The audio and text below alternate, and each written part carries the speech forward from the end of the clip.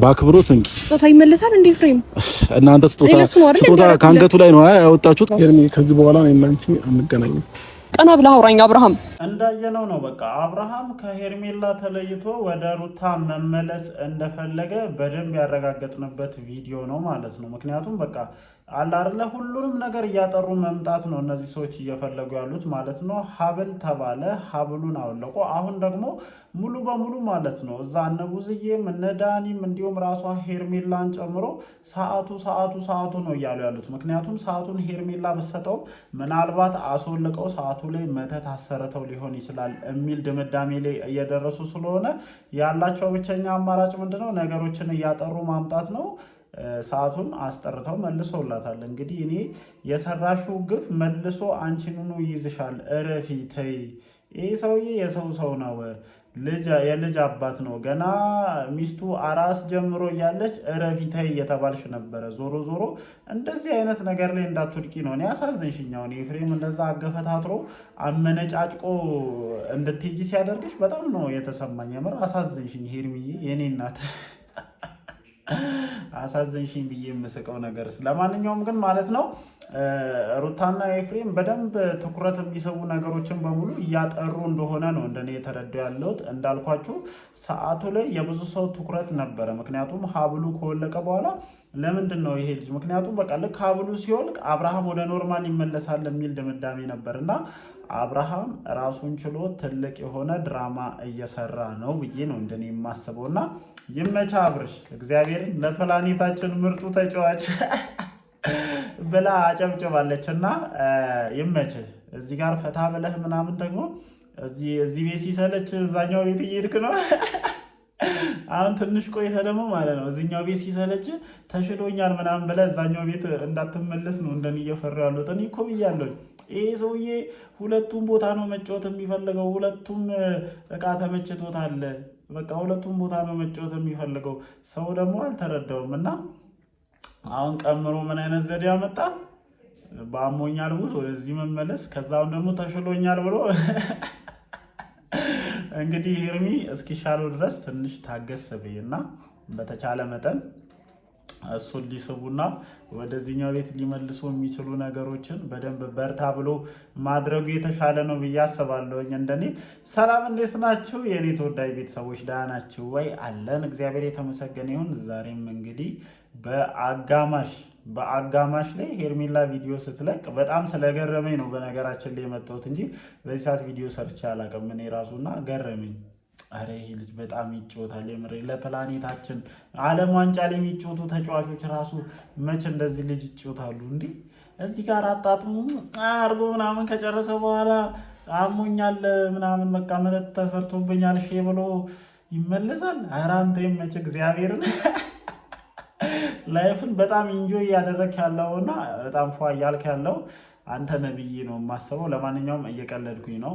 እንደዚህ መሆን ላይፍን ማጣጣም አይደለም እንደኔ ማለት ነው። ሲጀመር ትዳር የተከበረ ነገር ነውና ትዳርን በአግባቡ ማለት ነው። እኔ ይሄ አጋጣሚ ትምህርት ሆኖ ልጅህንና ሚስትህን መለየት ምን ያክል አንተ ላይ ተጽዕኖ እንዳሳደረ እኔ እንጃ፣ እሱን አንተ ነው የምታውቀው። ግን እነሱ ላይ ምን ያክል ተጽዕኖ ሊያሳደር እንደሚችል በተለይ ደግሞ ልጅህ ላይ ምን ያክል ተጽዕኖ እንዳለው አስበህ ተረጋግተህ ይህንን አጋጣሚ ተጠቅመህ እዛው ቤት ብትቀር እንደኔ ደስተኛ ነኝ። ሄርሜላም ችግር የለውም፣ ትረጋጋለች፣ ምንም ችግር የሄርሜላ ጉዳይ አያሳስባችሁ፣ ምንም ችግር የለውም፣ በእኛ ጣሉት እና በጣም ብልጠት ነው እየሰራችሁ ያላችሁት። በጣም እጅግ የሆነ አደገኛ የሆነ ብልጠት ታውቃላችሁ፣ የትም የሌለ 0 የሆነ ብልጠት ማለት ነው። አስባችሁታል? አሞኛል ምናምን ብሎ እዚህ ጋር ስንት ነገር ያደረገበት ቦታ ትቶ ሲሄድ ማለት ነው። ኧረ አንተ ትለያለህ። እኔ እግዚአብሔርን እስካሁን ድረስ በጣም ገርሞኛል። ምክንያቱም ነገሮችን ለማጥራት እየሄዱበት ያለው መንገድ፣ የአብርሽ ትወና ደግሞ የትም የሌለ ማለት ነው። እኔ በቃ ትላንትና ነው በጣም ዘና ያደረገኝ ማለት ነው። ልክ ሩታ ስትመጣ ምናምን ማለት ነው እና ምናምን እዛ ጋር ይዘጋበታል። ዳኒን ጋልቦት ምናምን አልፎ አልመጣም። አንተ አደገኛ ድራማ ሰሪ ነገር አብርሽ ማለት ነው። ለማንኛውም ይመችህ። በደንብ አድርገህ አደንዝዛቸዋል፣ ተሳክቶልሃል። ሄርሜላን ብትሆኚ መንቃት የምትችይ ሰው ከሆንሽ ለመንቃት ሞክሪ። በቃ አለ አይደለ የሰው ልጅ በመተት እኔ የዚህን ያክል እንትን ይሆናል የሚል እሳቤ የለኝም። ግን ደግሞ አንድ እየሰማሁት ያለው ነገር አለ። እኔ ብዙ ነገር ነው እንግዲህ ከዚህም ከዛም ብዙ ሰው ሀሳብ ይሰጣል እና የሰማሁት ነገር ደግሞ ምን መሰላችሁ? ሀብሉ ላይ ትኩረት ስለተደረገ፣ ሰዓቱ ላይ ትኩረት ስለተደረገ እቺ መተቷን ትኩረት በማይስብ ነገር ማለት ትኩረት በማይስብ ነገር ተቀይሯል። ምክንያቱም ሰው ሁሉ በሀብሉ ይዘውት ነው በሰዓቱ ይዘውት ነው ምናምን እያለ ትኩረት እያደረገ ስለሆነ ምን አደረጉ? ያው በጊዜያቶች ሂደት ሀብሉ መውለቁ ስለማይቀር እነዚህ ብልጥ የሆኑ ልጆች ምን አደረጉ? ሀብሉ ላይ የተሰራውን ነገርና ምናልባትም ሰዓቱም ስለሚጠረጠር ሰዓቱ ላይም ሳያሰሩ አሁን ድብቅ የሆነ ቦታ ላይ ነው አሉ። እምብርቱ አካባቢ ይፈተሽልኝ። እንደኔ አሁን እምብርቱ አካባቢ በደንብ መፈተሽ እንዳለበት ነው እንደኔ የሚሰማኝና የሆኑ ነገሮች አሉ።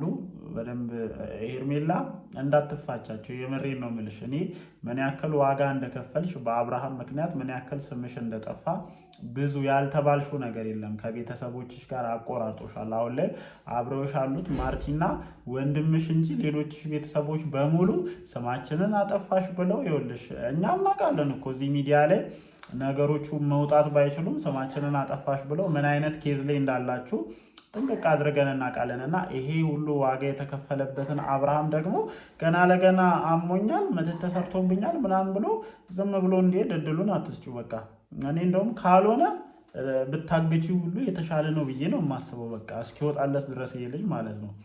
እንደውም 40 እየገረፍሽው ለቋል አለቀቀም ማለት ነው ያለብሽ። ደግሞ ምን ለመንፈስ የምን እንትን ማለት ነው።